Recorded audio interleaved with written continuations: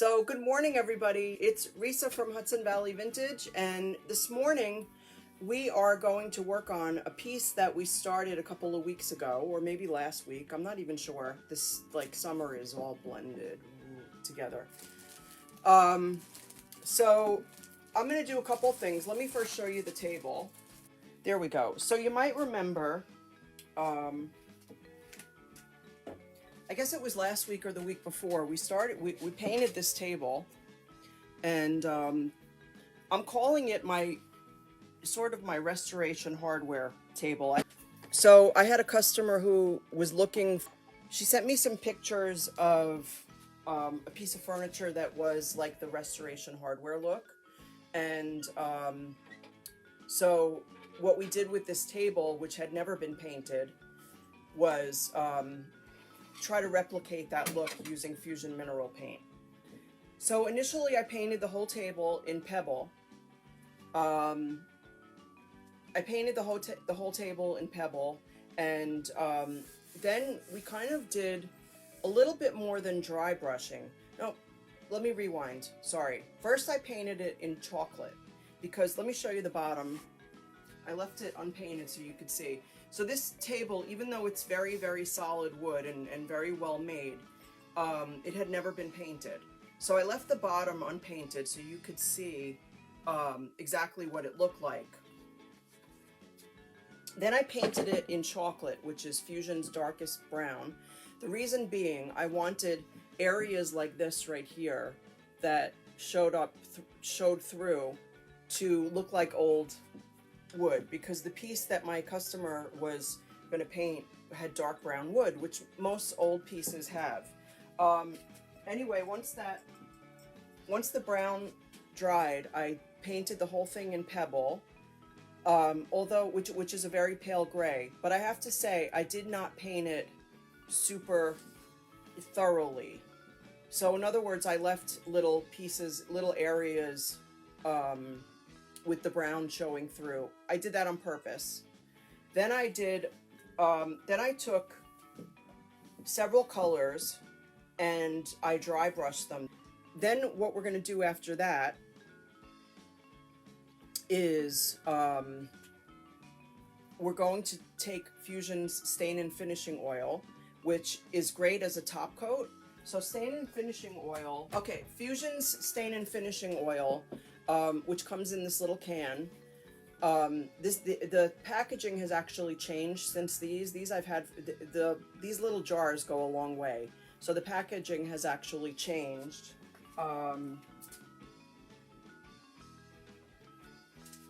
So this is what it looks like now. So this is what it looked like before. Anyway, the Stain and Finishing Oil was made for flooring, so it's super durable. And the reason I want to use it on this, even though Fusion has a built-in top coat, the reason I want to use it on this is because this is going to be a nightstand. And I know with myself, I drink water, I get thirsty a lot, so I always have some water near my bed, and I don't always use a coaster. So I know other people are the same way, so that's what I want to do. All right, so let's get started. I'm going to show you the stencils that I've picked. All right, so I have these two stencils.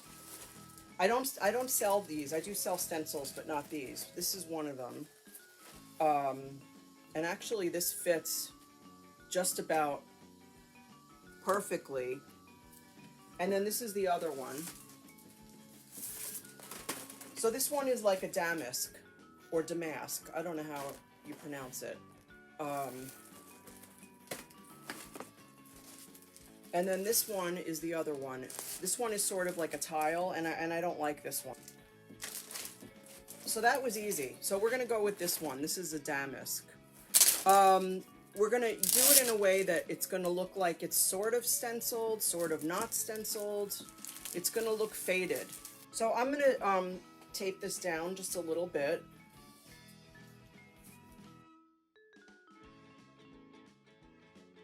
Okay, so I've got my French eggshell. I'm gonna put some on my plate. Now this stencil, I'm going to guess, is about 2 by 2. And this amount of paint is way too much, but that's how it squirted out, so we'll deal with it. I am using this is just a regular stencil brush. I usually get these at Michael's, super expensive. This one, inexpensive, sorry. This is a Martha Stewart one. But the main thing is, for me, I like the dense, flat bristles. That's what I like to use. Some people use makeup sponges, some people use other, just a regular brush. This is how I like to do it, so that's what we're gonna do. Okay, so I'm just gonna put the top of my brush in the paint. And see how little I have? That's too much paint. So I'm gonna take my plate. I like to use a plate. You could use a piece of paper. A paper towel is fine. A rag, whatever you want to use. And you want to offload most of your paint onto your plate or whatever you're using. Here's a really good tip. This is something that Kevin came up with, and it is really true. If your brush looks wet, you have too much paint.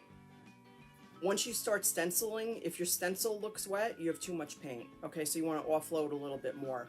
Now, I see paint on my brush, but it looks dry to me, so I think I'm good. But let's see. Okay, so I have my stencil taped down, but even though that's the case, I'm still going to hold it down in the areas where I'm stenciling. And the last thing I'm going to say is I'm going to dab it. I'm not going to go like this or go like this. Some people like to swirl it, and that's fine too. And the thing of it is, if you have paint that's getting between your stencil and your surface, that's bleed through, and that's when you get that blurry look that really nobody wants. Then when I go back to get more paint, I go to where I offloaded the paint before going back to my original squirt of paint. Now, what I normally do when I'm stenciling is I normally will do one pass. So I'll do my whole stencil, one light coat. The reason being I'm trying to avoid that bleed through that I mentioned. Because I'm using so little paint, by the time I start and then get to the end, it's going to be dry at the start again, so I'll do another light coat. The more paint you try to build and get it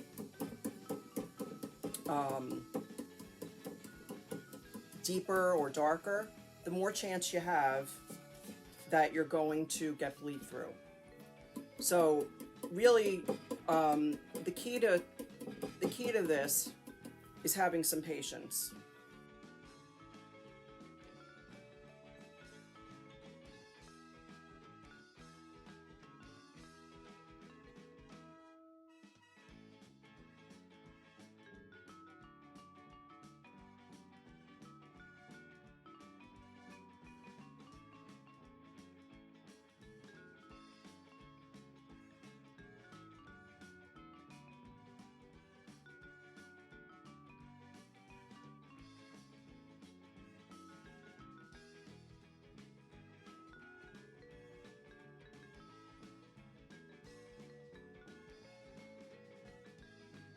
All right, so let's see how this looks.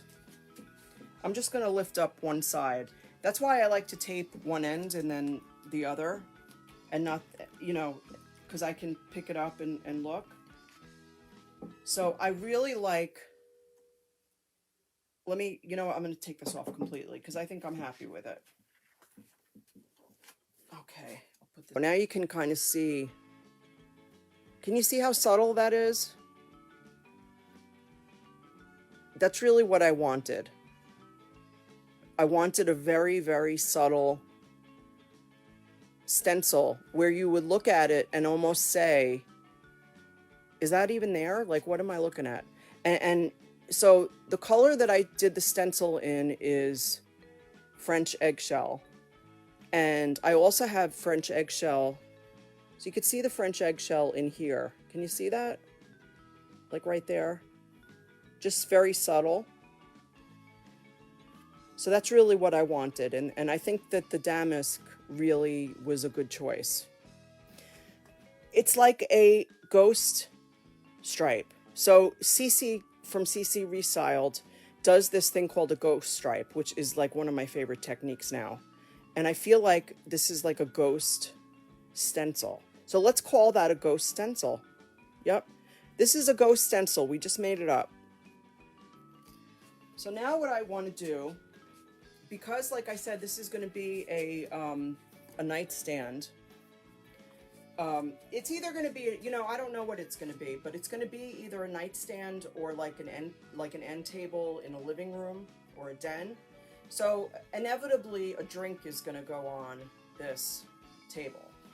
So we're going to use the stain and finishing oil from Fusion. So I picked out two different shades. One of them is driftwood.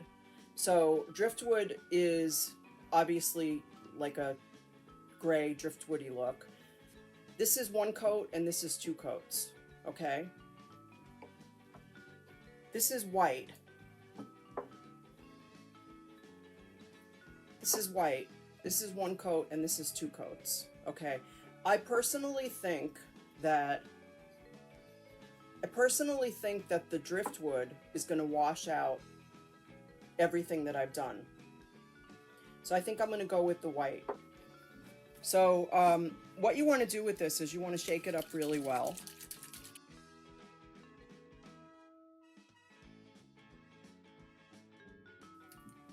Okay, it's gotten a little pink, so I think I'm going to, see, it's like a little pink. I think I'm going to open a new can. So I'm going to shake this up.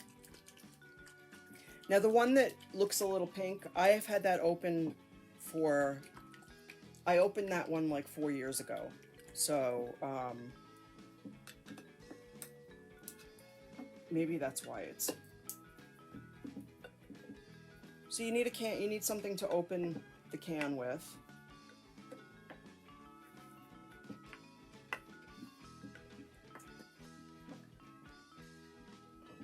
Now it's interesting, this looks a little pink too. Maybe that's just how the white comes. Ah, here we go. And I have a popsicle stick and I'm gonna mix it up really well. It's very thick on the bottom. See, as you see the bottom, it's definite. As I mix it, it's whiter. Okay, so I'm going to use I have a foam brush, okay, and that's what I like to use for staining or top coating. All right, so what I've got is, I've got the stain and finishing oil and I've got some paper towels. I don't like, I normally don't use paper towels, I use shop towels. But I can't find them, so I'm going to use paper towels. It's going to be fine. So we're just going to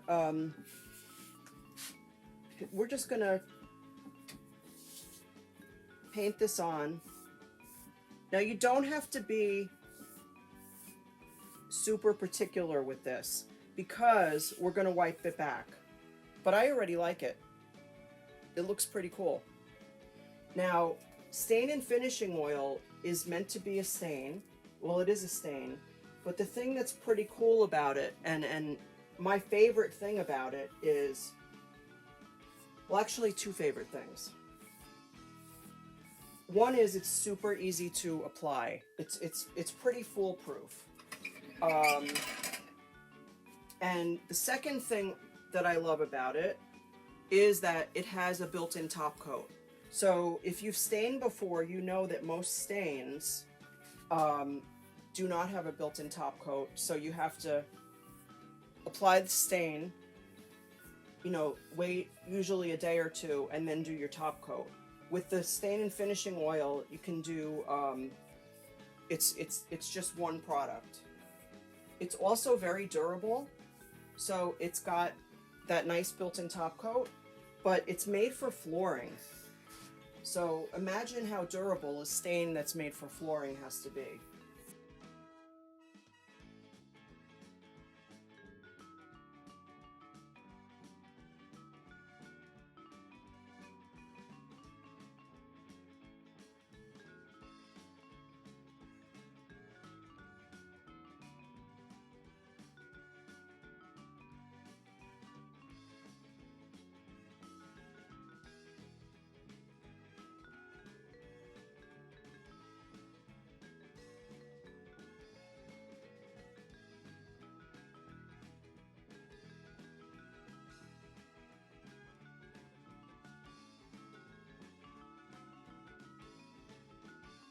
All right, so we're all done here.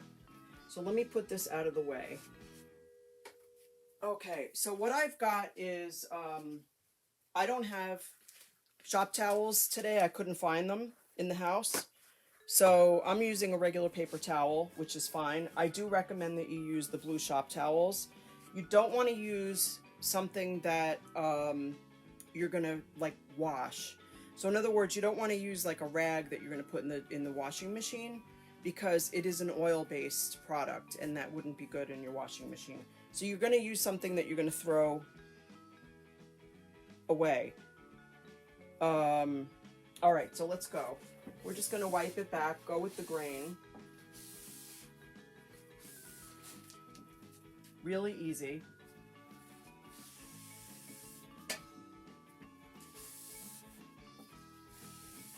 Oh, I love this.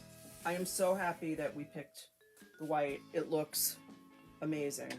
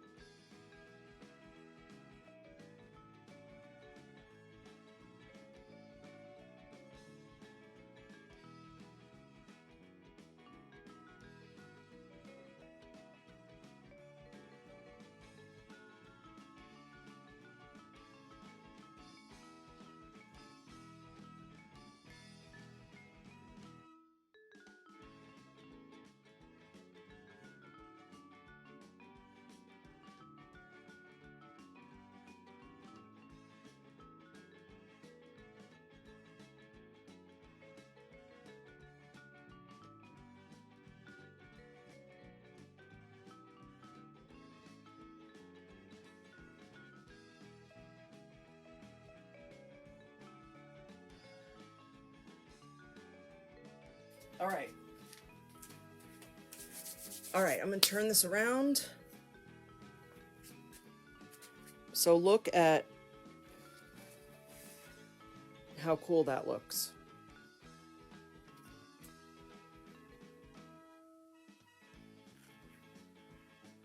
So can you see how the white stain and finishing oil is sort of sitting in that little detail right there? I really like that. Now here's the top. So we can still see our Ghost Stencil. See, we came up with something new today. Ghost Stencil. Ghost Stencil. Ghost Stencil. Ghost Stencil. Yep. So see that? I really like that. I am so happy that we did this with the white stain and finishing oil. I think it looks amazing. Let me go around a little bit.